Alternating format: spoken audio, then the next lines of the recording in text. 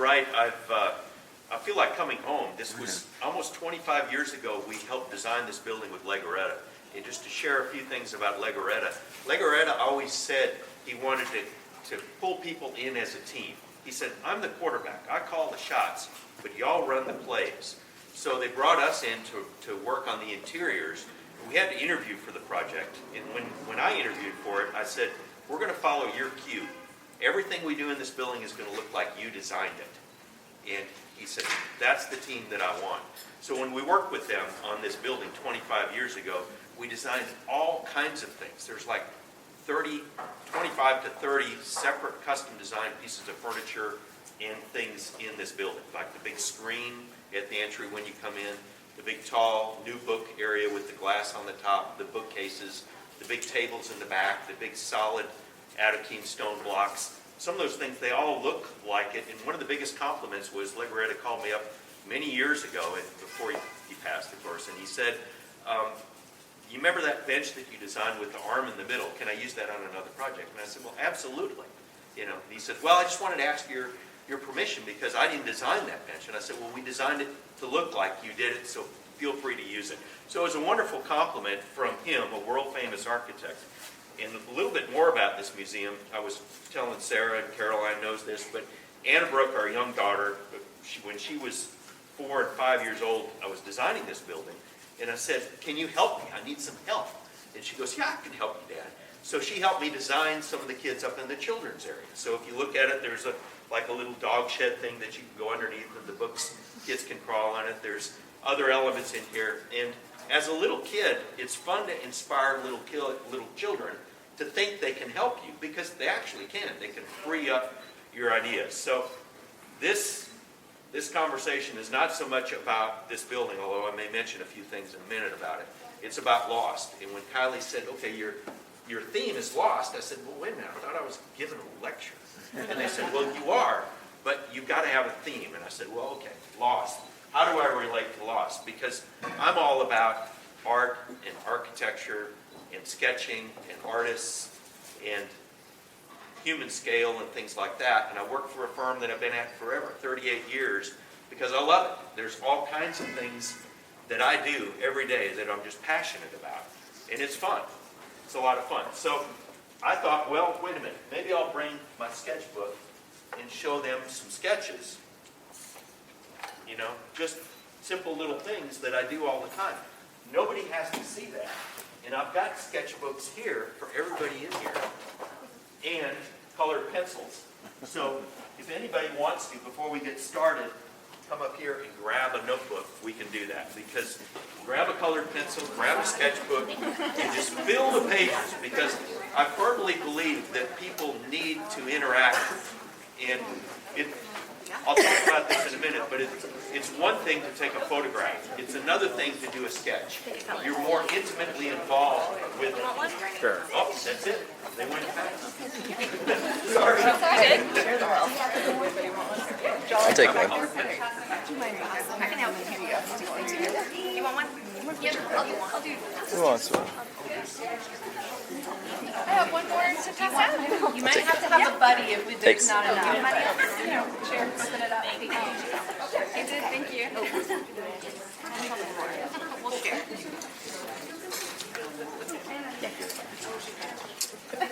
Okay. Thank you. All right, I'm on a timer, so I'm going to keep talking. I'm going to stand a little bit out of the way of the screen, I think. Let me see if I can do that. I'm going to talk about Lost. And so what does it mean to be lost? Well, as a little kid, lost may mean find a book, sit in the corner, get lost reading. For me, it was always, you've been bad, sit in the corner, here's a box of crayons, draw. So I was always lost in drawing. So I'll kind of relate on numerous levels what the art and architecture field is and how you can relate to being lost. So this happens to be the Robert Irwin project. I'm going to end up talking about this in a minute. But it's something that you can actually get lost in. What does lost normally mean? Lost normally means you don't know your way. How do I get out of here? I mean, you get anxiety. But really, you're disoriented. Maybe it's an escape from the normal. Maybe you want to get lost. You want to go out. You want to escape. Is it a soul-centering thing? Is it something that you can kind of just draw down upon yourself and come out with an inspiration? Or could it just be quiet reflection? So being lost is not necessarily bad. Getting lost could be provoking some creative energy. What about Robinson Crusoe? I mean, as a guy, we read the book. I read it recently, about 1.5 years ago, and I was amazed at what a beautiful book it is. What is the book about? The book is about somebody getting lost, shipwrecked on an island. How does he provide for himself? He's all by himself. He has to be resourceful. He has to come up with all this stuff. So shipwrecked, an abandoned island, conflict, ingenuity, conflict resolution, inner resources, and human nature. So he drew upon himself to get out of this. And he actually created a wonderful utopian environment where he lived comfortably, and he actually loved it. So that's an interesting story, Robinson Crusoe. Look at the date, 1719, 300 years ago. Hard to believe somebody wrote that book 300 years ago. Oh, what about the 3-hour tour? I mean, some of us older people grew up with Gilligan's Island, and the 3-hour tour. Okay, what happened? They go out in a boat, they get shipwrecked on an island. You've got, Bob, what's his name? Gilligan, Skipper, and Ginger? Mary Ann. Okay. The whole crew down here. But what is it about? Same thing. Shipwrecked, abandoned island, conflict, ingenuity, conflict resolution, inner resources, and human nature. So those people, in every show, they try to keep repeating how resourceful people are, how they can get by in the world. It was silly, but it had some poignant information that they were transferring. One of the instrumental authors that I read when I was in college was Marshall McLuhan. He wrote a book in 1964 called The Media is the Message. And he kind of predicted the influence that technology would have on everybody. So he talked about movies, he talked about the radio, he talked about television, he talked about the phone, he talked about how all this electronic information was coming at you, and it was going to affect you. No matter what you did, it was going to affect you and it was going to change you. And he talked about it being the closest thing to the biological impulses that we have in our mind, in our bodies, with the electronic impulse. So our psyche is kind of geared towards electronic influences. Well, how does that affect us? I mean, it really kind of changes our life. The title was The Media is the Message, and the concept is we are a product of what we hear and what we see. And it's pervasive in this society today, the internet society. Again, a little sketch, because a sketch is an old-fashioned way of relating to the world, and I'll get into that in a minute. If I'm lost, somebody raise their hand and say, I'm lost, I don't see how all this starts tying in. Let's talk about how the internet is pervasive in this world. I mean, this has changed in the last 5-10 years. It keeps evolving. All over the world. Wi-Fi, holograms, drones. It just keeps getting bigger and bigger. Our world is changing. What happens when you get lost? Oh, I just go to my phone, I can find my way from San Antonio to Marfa, and where I'm going in Marfa by going on Google Earth and finding my way. So here's a way to get out of being lost, and it was solved through the electronic information. Marshall McLuhan, they figured it all out. Star Trek, Scotty. Okay, I'm going to stop for a minute and say, I'm a swimmer. I swim every day. Swimming is physical, but it's also mental. It gives me a break. It lets me be lost, so to speak. It gives me a centering element. It's like meditation. It brings me back. And then when I get out, I'm fine, I'm energized, I'm hungry. I'm ready to go on.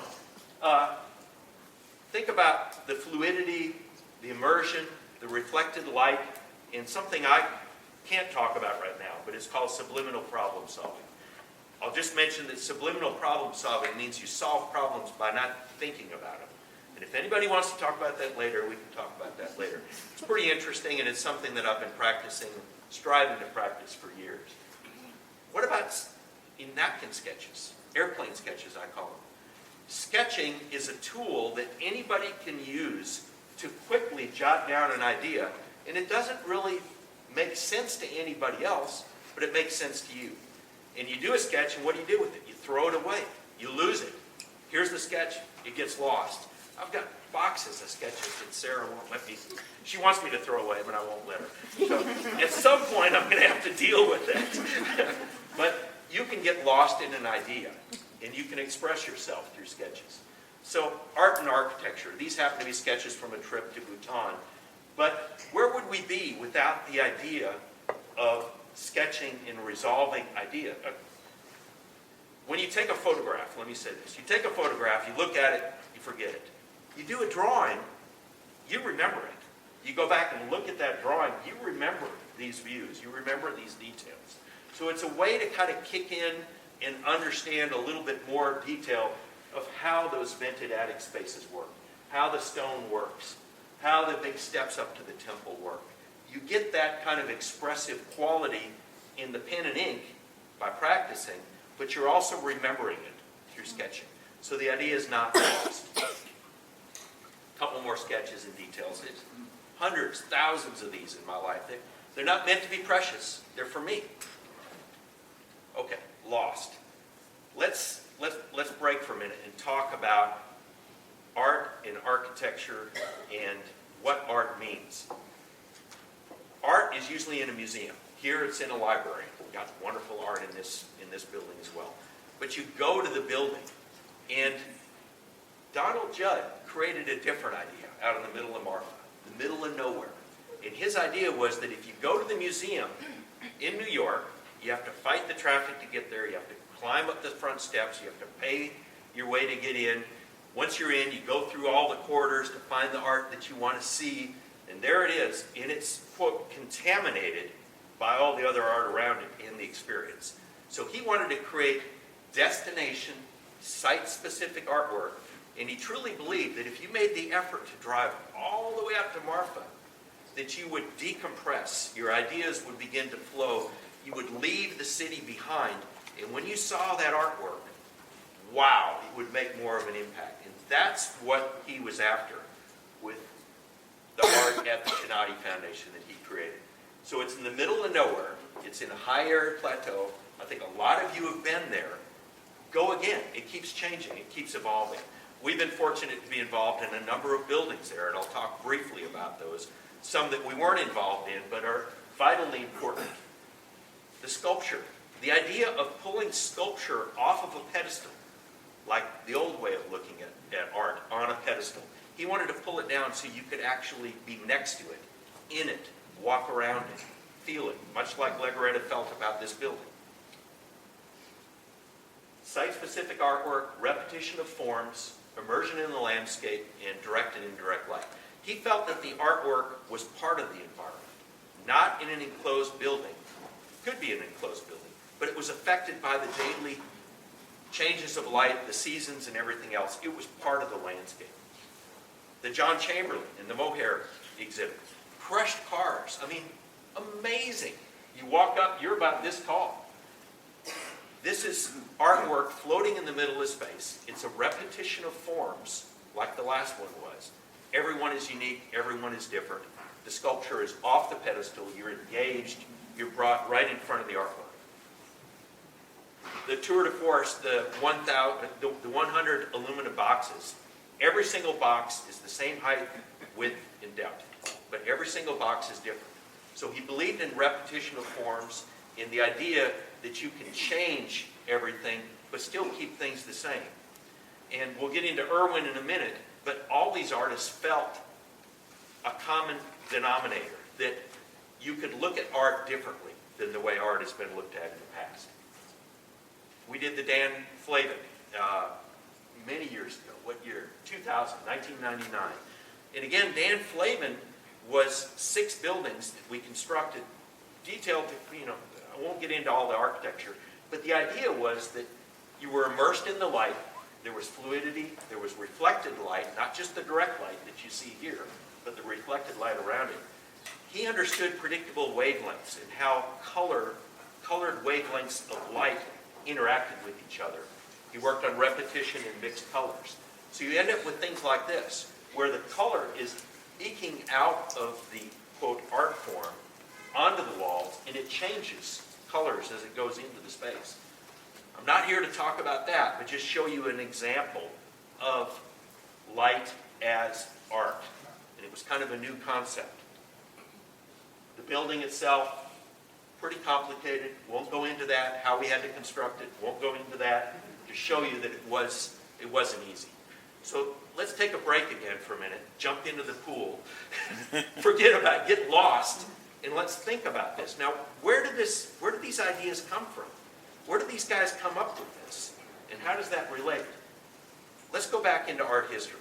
Let's think about, before there was electricity, where did this whole idea of capturing light and changing light come from?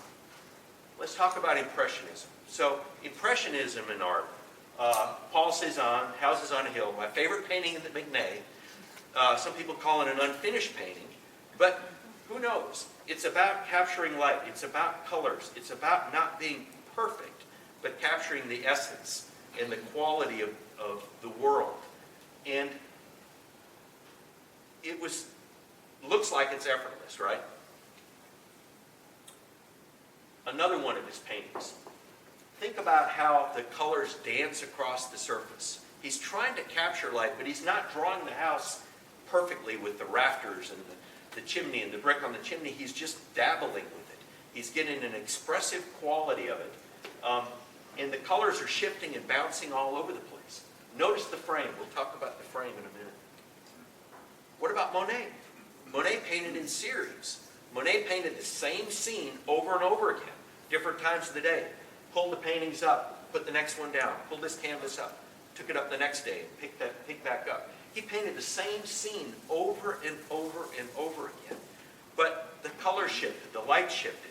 He was trying to capture on canvas, as Cézanne was, something that we can't really fathom, and that's the daily perception of light changing all day long, season long.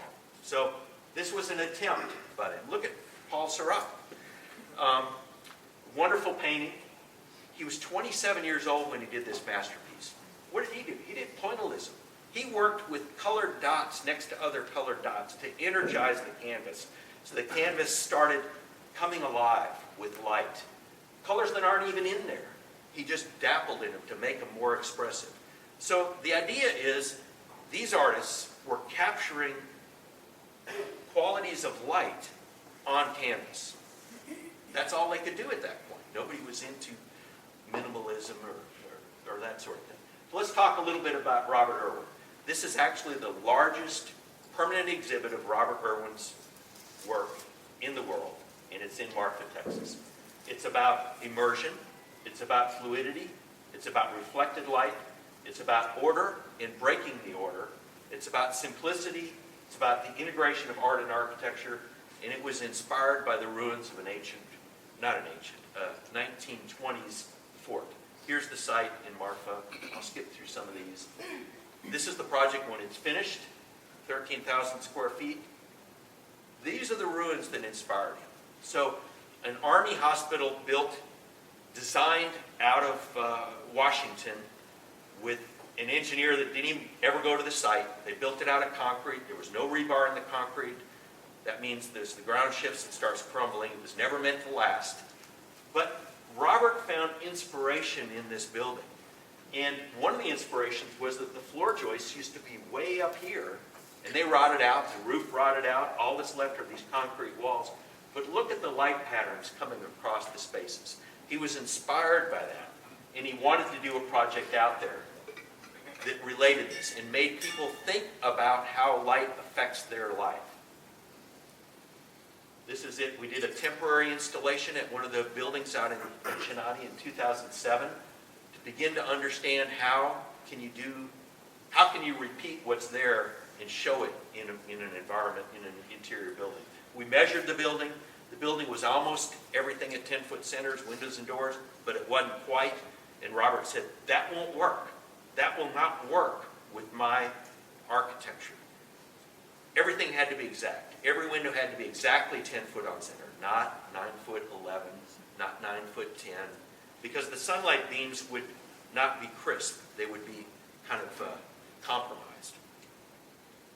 The design that he came up with, that we drafted, as we worked with him, he's a real tough guy. This was him in 2007.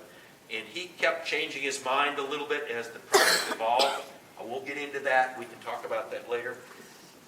We didn't feel lost, but it took 10 years for this thing to come to fruition.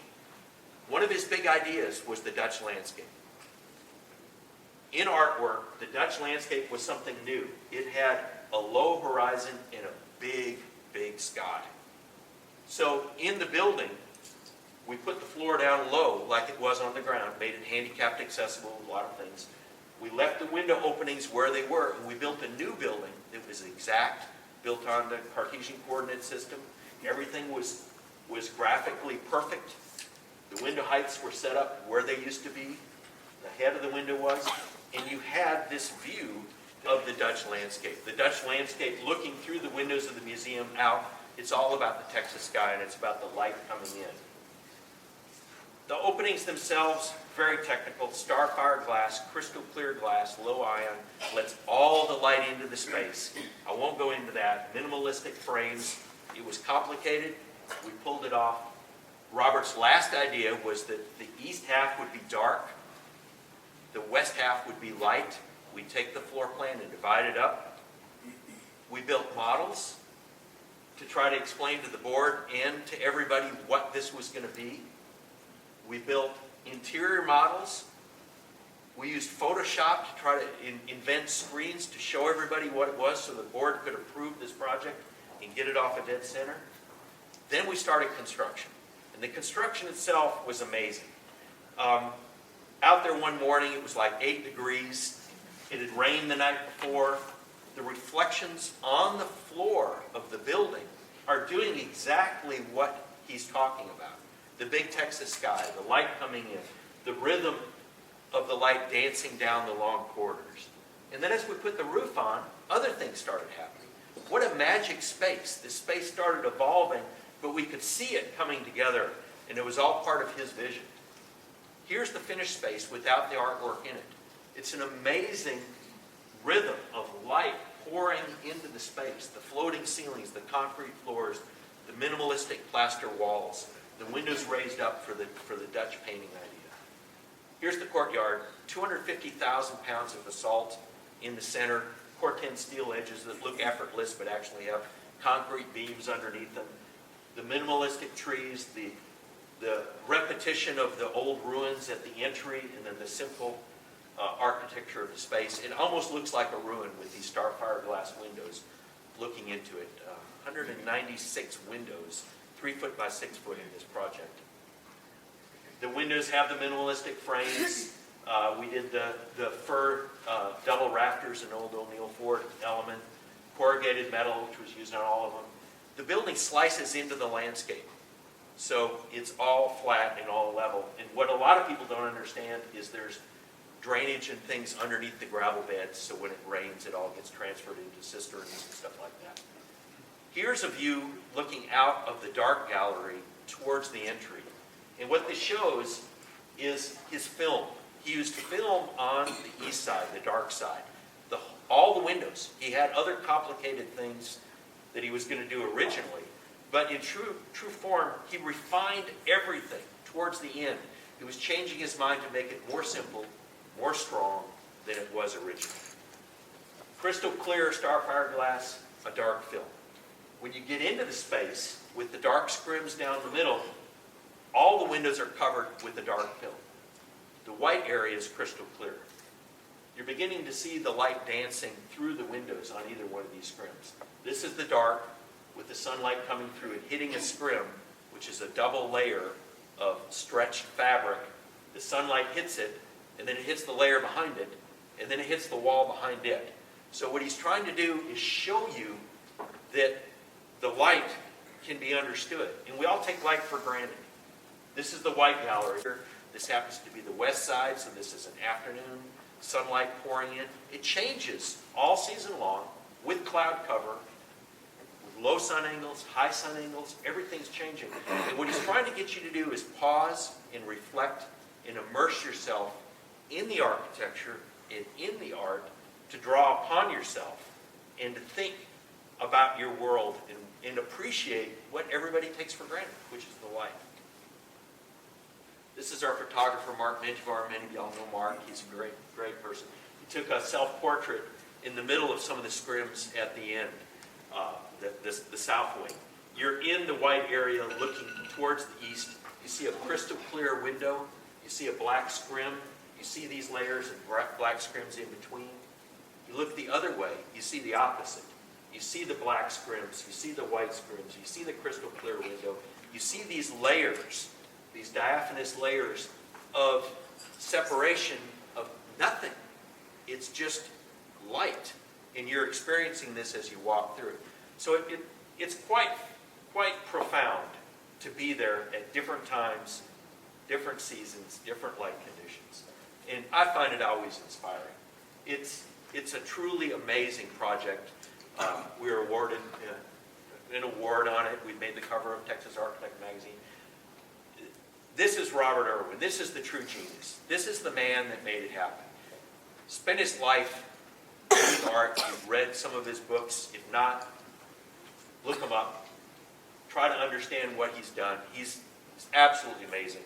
And our role was to make all this detailed stuff work so his art could be understood. Okay, everybody lost for a minute? The idea is to reach down into your inner resources and pull something out and make yourself more than you are, or more aware than you are with your daily trials and tribulations, creativity, whatever it is. Reach down into yourself.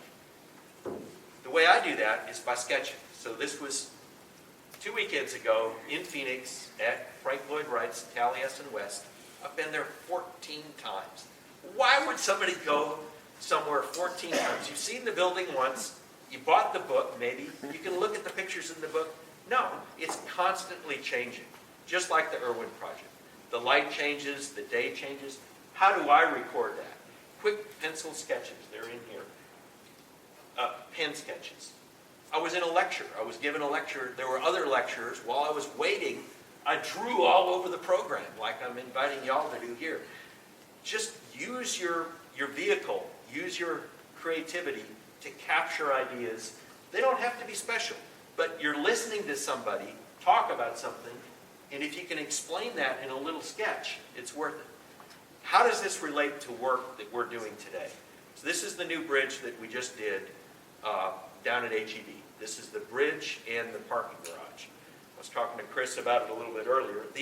The idea was, okay, you do a project like the Irwin or the Flavins or the Westleys or something like that. How does that affect your work? Well, it profoundly affects your work.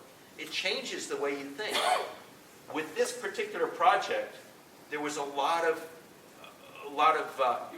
leeway into what we could do with a major downtown project by keeping it simple, keeping it within budget, making some overtures towards a civic gesture. The bridge has a civic gesture. It has a historical gesture towards the old bridges in San Antonio. The idea of layering and creating diaphanous layers on a building, creating screens to create order that isn't there. So I was telling Chris that the structure wanted to be one thing. The cast concrete structure wanted to be one thing. And they asked me, why don't you just cover it with brick and make it look like an office building? It's like, why would I make a garage look like an office building? A garage has to look like a garage. So you want the structure to read through. But by creating these diaphanous layers, this is a solid concrete mass on this side, but you can't really tell because there's these orange louvered fins that are aimed up that become more solid as you look up than out. And so it creates a mass, it creates a sense of order that wasn't there. So this is the dog leg on the garage, and the bridge intersects it right in the middle, right on the center. And the interesting thing about this is Cesar Chavez is not perpendicular to the dog leg or the bridge. The bridge is at an angle, and it creates a dynamic quality. And I won't get into this. I could talk about it a whole lot. The craft, the landscape, the light, the colors, the philosophy behind it. But I'd lose you. So I'm going to kind of wrap it up by talking about Irwin and what Irwin did. What Irwin did was said, let's take the historical significance of the site, of the ruin that inspired him. Let's make it as simple and as clean as we can. Let's refine it down to its essence. Let's create order, but then let's break order. So this basalt element is not exactly in the center. It's pushed to one side. The scrims aren't exactly in the center. They're pushed slightly to the side. Here he is working on the site. Even under construction, he was changing his mind. He decided that, well, maybe we wanted to move this wall out, so I gave him my green can. We talked about moving the wall out 3 feet, and they hadn't built it yet, so they could easily do it. The basalt elements going in, hand selected, just amazing, amazing work. 250,000 pounds, 190 of these basalt elements, hand stacked, put into it. That what looks effortless with the Corten steel actually has a concrete beam underneath it to hold it up. 3 different thicknesses, 3/8 inch, 1/2 inch, and 1 inch. Enough. All in there with Robinson Crusoe. Think about Robinson Crusoe.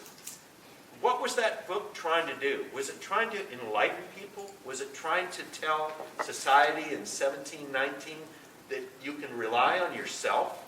Was it inspirational? Was it resourceful? Was it all of that? It has religion in it. Where the religious aspects have been written about it a lot, and I kind of ignored that because I love the creative, the conflict, the resolution, the idea of pulling back upon yourself to solve problems. So lost to me means Gilligan's Island, getting sent in the corner with a box of crayons to do a drawing as punishment, or inspiration. So with that, I'll end the show.